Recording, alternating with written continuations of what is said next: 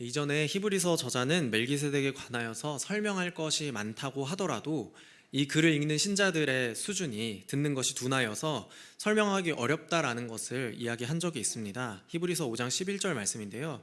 멜기세덱에 관하여는 우리가 할 말이 많으나 너희가 듣는 것이 둔함으로 설명하기 어려우니라. 이렇게 설명을 했습니다. 그런데 이제 7장에서는 히브리서 저자는 신자들에게 단단한 음식을 주는 것처럼 멜기세덱의 이야기를 해주기로 결정을 하는 것이죠. 멜기세덱은 수수께끼 같은 사람입니다. 성경 전체를 훑어보더라도 창세기에 잠깐 나오고요. 그리고 시편에 한 구절 정도 언급이 되어 있는데요. 그리고 또한 히브리서에 있는 기록이 전부인 사람입니다. 오히려 히브리서에 기록된 멜기세덱의 이야기가 나머지 부분에서 기록된 멜기세덱의 이야기보다 훨씬 많다는 것을 생각할 때에 이 멜기세덱이라는 사람을 어떻게 하면 알 수 있을까? 이 멜기세덱이라는 사람이 누구일까라는 그런 궁금증이 우리에게 생기는 것 같습니다. 그러나 히브리서 저자는 성경에 얼마 기록되어 있지 않아서 잘 알려져 있지 않은 이 멜기세덱이라는 인물을 통해서 예수 그리스도를 설명하려고 합니다. 왜냐하면 이제 7장을 시작하기 전에 예수님을 멜기세덱의 반차를 따라 영원히 대제사장이 되신 분이라고 그렇게 소개를 하고 있기 때문이죠. 히브리서 6장 20절 말씀인데요. 그리로 앞서가신 예수께서 멜기세덱의 반차를 따라 영원히 대제사장이 되어 우리를 위하여 들어가셨느니라. 아멘. 여러분, 이렇게 히브리서 저자가 확신하면서 전하고 있듯이 예수님께서는 우리보다 앞서 휘장 가운데로 먼저 나아가신 우리의 영원한 대제사장이십니다. 이러한 영원한 대제사장으로서의 예수님을 설명하기 위하여서 히브리서의 저자는 멜기세덱이라는 인물을 사용하여서 그 인물과 예수님을 비교하면서 예수님의 대제사장 직분을 설명하고 있는 것이죠. 히브리서의 저자는 성도들에게 이 멜기세덱이라는 인물에 대해서 설명할 수 있기를 기대하면서 있었습니다. 성경 전체에는 얼마 기록되지 않아서 그 사람에 대해서 분명하게 알 수 있는 정보는 많지 않지만 성도들이 만약에 멜기세덱이라는 인물을 안다면 그 멜기세덱이라는 인물을 통하여서 예수님을 알 수 있게 될 것이라는 확신이 있었기 때문이죠. 성도들에게는 멜기세덱에 대한 지식 그 자체보다도 그를 통하여서 멜기세덱에 관한 자세한 해설을 통하여서 예수님을 아는 것이 훨씬 중요하다는 생각이 히브리서 저자에게는 있었기 때문입니다. 이처럼 바울은 빌립보서 3장에서 그리스도를 아는 지식이 가장 고상한 지식이라는 것을 이야기했습니다. 또한 베드로도 역시 그리스도를 아는 지식에서 자라가는 것이 성도들의 목표가 되어야 한다고 이야기를 하고 있습니다. 베드로후서 3장 18절 말씀인데요. 같이 한번 읽어볼까요? 오직 우리 주 곧 구주 예수 그리스도의 은혜와 그를 아는 지식에서 자라가라. 영광이 이제와 영원한 날까지 그에게 있을지어다. 아멘. 그래서 성도 여러분, 히브리서가 기록된 목적을 다시 한 번 더 떠올려 주시기 바랍니다. 세상에서 박해를 당하고 있는 유대교 출신의 그리스도인들은 예수님을 믿는 그들의 믿음을 포기하고 유대교로 회귀하려는 그런 유혹을 받는 상황 가운데 있었습니다. 히브리서는 그들에게 예수 그리스도를 아는 그 지식이 가장 고상한 지식이 우리에게 있어서는 포기해서는 안 되는 지식이라는 것을 이야기하고 있습니다. 또한 그 예수 그리스도를 아는 그 지식을 포기하지 말 것을 독려하고 있습니다. 그 목적을 위하여서 멜기세덱이라는 이 수수께끼 같은 인물을 소개하고 그를 통하여서 우리의 소망을 두어야 할 분이신 예수님을 알게 하는 그런 전략을 선택한 것이죠. 멜기세덱이라는 인물에 대해서 묵상하는 것은 그가 말했듯이 단단한 음식과 같이 씹기에는 조금 어려울 수 있습니다. 그러나 예수님을 아는 지식을 바탕으로 우리의 믿음이 더욱더 확고해지기 위하여서 모든 신자들에게는 이 일이 반드시 필요한 일일 것입니다.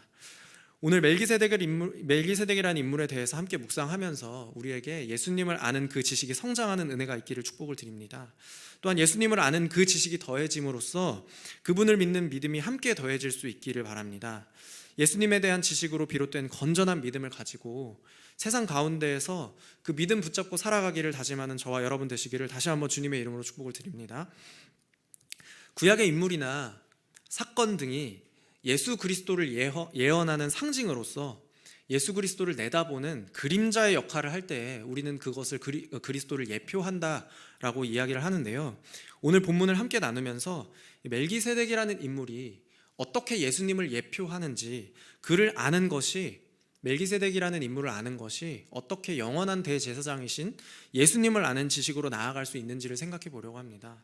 그래서 첫 번째로 멜기세덱이라는 인물은 왕이면서 동시에 제사장이던 인물이고, 마찬가지로 멜기세덱과 같이 예수님도 역시 왕이자 영원한 제사장으로서 그 직무를, 왕으로서의 제사장으로서의 직무를 완전하게 감당할 자격이 있는 분이라는 것을 생각해 볼 수 있습니다.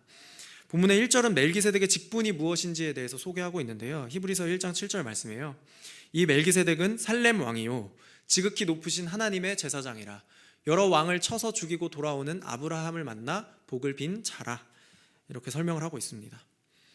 이스라엘의 정치 체제가 독특한 점은 왕과 제사장이 분리가 되어 있다는 것입니다. 이것은 왕조차도 그 나라의 주인이 될 수 없다는 것을 의미하는데요, 신명기 17장에서는 이스라엘의 왕을 세울 때 반드시 지키고 염두에 두어야 하는 것이 무엇인지를 가르치는, 하나님께서 이스라엘 백성들에게 가르치시는 그 장면이 기록이 되어 있는데요, 여기에서도 그 이스라엘의 그 왕도 제사장과의 역할이 다르다라는 것을 이야기하고 있습니다. 신명기 17장 18절부터 19절 말씀에는요, 그가 왕위에 오르거든 이 율법서의 등사본을 레위 사람 제사장 앞에서 책에 기록하여 평생에 자기 옆에 두고 읽어 그의 하나님 여호와 경외하기를 배우며 이 율법의 모든 말과 이 규례를 지켜 행할 것이라. 여러분, 그러니까 한 나라를 다스리는 왕이라고 할지라도 제사장 앞에 있는 율법 책을 두루마리에 옮겨서 적어야 하고, 또 평생 그것을 옆에 두고 읽어야 하는 명령이 내려지는 그 장면이 기록이 되어 있는 것입니다. 이것은 왕의 영역과 제사장의 영역이 명확하게 구분되어 있다는 것입니다. 이스라엘의 정치 제도 안에서 두 영역의 분리가 필요한 이유는 하나님의 섭리 가운데에서 그가 왕이 되었다고 할지라도, 한 사람이 왕이 되었다고 할지라도 그 세워진 왕이 반드시 하나님의 통치를 베푸는 것은 아니기 때문입니다. 그 이야기를 반증하고 있듯이 사무엘서, 열왕기, 역대기를 차례로 읽어보면 역사 속에서 이스라엘에 세워진 그 왕들은 부분적으로 의롭거나 아니면 전혀 의롭지 못했다는 사실을 우리가 깨닫게 됩니다. 그렇기 때문에 왕의 역할과 제사장의 역할을 동시에 할 수 없는 것이었죠. 그러나 멜기세덱은 살렘이라는 도시의 왕이면서 동시에 지극히 높으신 하나님의 제사장이라는 중대한 직분을 겸임하고 있었습니다. 멜기세덱과 같이 예수님께서도 그러한 책임을 맡으실 완전한 자격이 있으신 분이라는 것이죠. 예수님께서는 하늘에서 온 우주 만물을 다스리시는 왕으로서 좌정하고 있기 때문입니다. 지금도 예수님께서는 그분의 백성들을 다스리시고 또한 모든 대적으로부터 자기의 백성들을 지키심으로 자신의 왕권을 행사하고 계신다는 것입니다. 또한 그분의 십자가의 죽음으로 우리의 죄를 대속하시고 하나님께 나아갈 수 있는 길을 열어주시는 대제사장으로서 그분은 우리를 온전히 구원하는 분이십니다. 특별히 그분의 대제사장 되심은 혈통에 의존하지 않은 그분의 영원한 사역이라는 것, 영원한 직분이라는 것을 멜기세덱을 통해서 우리는 알 수 있게 됩니다. 멜기세덱은 아무런 족보도 또한 배경도 제시가 되어 있지 않고 시작과 끝이 명확하지 않은 사람으로 기록되고 있기 때문입니다. 히브리서 7장 3절 말씀인데요, 저희 같이 한번 다시 읽어보겠습니다. 아버지도 없고 어머니도 없고 족보도 없고 시작한 날도 없고 생명의 끝도 없어 하나님의 아들과 닮아서 항상 제사장으로 있느니라. 네, 여기에서 항상 제사장으로 있느니라 라는 말씀이 기록이 되어 있습니다. 본문 3절에서 기록된 것처럼 그가 항상 제사장으로 있다라는 것은 그의 시작과 그의 족보와 그의 생명의 끝도 아무것도 기록이 되어 있지 않은 데에서 비롯되고 있습니다. 유대 랍비들은 본문이 언급하지 않은 부분에 대해서는 일어나지 않은 일이라고 해석하는 그런 전통이 있었다고 합니다. 따라서 창세기에서 멜기세덱이 제사장으로 등장하고 그냥 사라진 것, 멜기세덱에 관한 기록뿐만 아니라 침묵하고 있는 그것마저도 또 하나의 의미가 된다라고 말씀을 하는 것입니다. 그것이 본문 3절에서 기록하고 있는 것처럼 항상 제사장으로 있는 멜기세덱입니다. 히브리서 7장 1절부터 3절까지 멜기세덱을 설명하는 그 긴 본문 가운데에서도 항상 제사장으로 있느니라 라는 이 단어가 핵심 문장이 되는 표현인데요, 멜기세덱은 성경 안에서 등장할 때 항상 제사장으로 등장하는 인물입니다. 마치 멜기세덱이 항상 제사장으로 있는 것과 같이 예수님께서도 우리 가운데 영원한 제사장으로 항상 제사장으로 계시는 그런 분이라고 말하는 것이죠. 이스라엘의 제사장이었던 그 레위 가문은 죽음으로 인해서 자신의 제사장직을 후대에 승계했습니다. 그러나 멜기세덱이 그의 혈통과는 상관없이 영원히 제사장으로 항상 제사장으로 있다라는 것이죠. 이것이 레위 가문이 대대로 이어갔던 그 제사장 직분보다 멜기세덱이 가지고 있었던 그 제사장 직분이 훨씬 더 위대한 이유이고요. 히브리서 저자가 성도들에게 가르치고 싶은 것, 성도들에게 멜기세덱이 그 영원한 제사장 직분을 통하여서 예수님을 알려주고 싶어하는 그것이 될 것이라고 생각합니다. 멜기세덱의 제사장 직분의 위대함을 통해서 히브리서 저자가 우리에게 가르치는 것은 예수님의 제사장 직분이 이전에 있었던 그 모든 제사장의 직분보다도 훨씬 더 탁월하다는 것입니다. 그래서 성도 여러분, 예수님께서는 우리의 영원한 제사장으로 살아 계신다는 것을 기억하시기를 바랍니다. 한 신학자는 이 본문을 해석하면서 예수님의 영원한 제사장 직분이 우리에게 주는 유익이 무엇인가, 그분께서 항상 제사장으로 있다라는 것이 우리에게 주는 유익은 무엇인가 라는 것을 이렇게 설명하고 있는데요. 그리스도는 영원히 살아 계시기 때문에 이 위대한 제사장이 여러분을 위해 흘린 자신의 피를 내보이지 못할 때가 결코 없을 것이며, 그리스도의 기도가 여러분의 삶에 효력 있는 복을 쏟아붓지 못할 때도 결코 없을 것입니다. 이렇게 소개를 하고 있습니다. 성도 여러분, 그래서 멜기세덱을 통하여서 멜기세덱이 항상 제사장으로 있는 것과 같이 예수님께서 우리의 영원한 제사장으로서 또한 우리의 왕으로서 우리를 구원하시는 분이라는 것을 깨닫는 은혜가 있기를 소망합니다. 특별히 혈통에 의존하는 그 제사장 직분이 아니라 오직 불멸의 생명의 능력을 따라 제사장 되신 그 주님의 능력을 붙잡고 날마다 하나님께로 더 가까이 나아가는 축복이 있기를 주님의 이름으로 축복을 드립니다. 두 번째로, 멜기세덱은 아브라함의 영적인 필요를 채워줌으로써 자기 백성들의 영적인 필요를 채워주시는 예수님을 바라볼 수 있게 하는 그런 역할을 하고 있습니다. 본문 1절 하반절에 보면 멜기세덱이 아브라함에게 복을 빌어주었다고 기록을 하고 있는데요. 이 말씀을 통하여서 창세기 14장을 함께 보면서 멜기세덱이 어떻게 예수님을 예표하는지를 알아보려고 합니다. 창세기 14장 18절부터 20절 말씀인데요. 저희 같이 한번 읽어보겠습니다. 18절부터요. 살렘왕 멜기세덱이 떡과 포도주를 가지고 나왔으니 그는 지극히 높으신 하나님의 제사장이었더라. 그가 아브라함에게 축복하여 이르되 천지의 주제이시요 지극히 높으신 하나님이여 아브라함에게 복을 주옵소서. 너희 대적을 내 손에 붙이신 지극히 높으신 하나님을 찬송할지로다 하매 아브라함이 그 얻은 것에서 10분의 1을 멜기세덱에게 주었더라. 아멘. 창세기 14장 말씀에서는 가나안 땅의 5 왕들이 동방의 4명의 왕들과 전쟁을 벌인 이야기를 기록하고 있는데요. 동방의 4 왕들은 아브라함의 조카 롯이 살고 있었던 그 소돔성을 정복했고 모든 것을 약탈해 갔습니다. 동방의 4 왕들이 모든 것을 약탈하고 돌아갈 때에 아브라함은 롯을 구하기 위해서 그들을 쫓아갔고 또 전투에서 크게 승리한 이야기가 창세기 14장에서 기록이 되어 있습니다. 그 전투에서 승리하고 빼앗긴 모든 것을 되찾은 그 이후에 아브라함은 살렘 왕 멜기세덱을 만나게 되는 것이죠. 살렘 왕 멜기세덱은 아브라함에게 떡과 포도주를 제공했고 사람들 앞에서 하나님에게 그에게 복을 주시기를 간구했습니다. 여러분, 아브라함은 가나안 땅에서 사는 이방인일 뿐이었습니다. 아브라함에게 하나님의 약속은 그가 살아있을 때에는 이방 땅에서 감추어져 있었습니다. 그러나 가나안 땅의 5명의 왕이 동방의 왕들에게 패배했을 때도 아브라함은 오히려 그들과 싸워서 승리한 그런 모습을 우리가 알 수 있습니다. 멜기세덱은 아브라함을 축복함으로 이 아브라함이 받았던 그 약속과 그 복이 확실하다라는 것을 선언하는 것이죠. 성도 여러분, 우리도 아브라함과 같이 세상 가운데에서 이방인으로서 살아가면서 수많은 믿음의 싸움을 치러야 하는 존재입니다.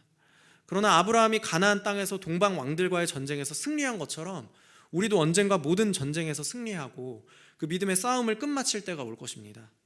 그때 멜기세덱이 아브라함을 축복했던 것처럼 예수님께서 모든 성도들을 축복해 주시고 우리가 받았던 그 약속을 그 복으로 축복으로 확증해 주시는 그 날이 있을 것이라는 것을 소망하면서 위로를 얻게 되시기를 바랍니다.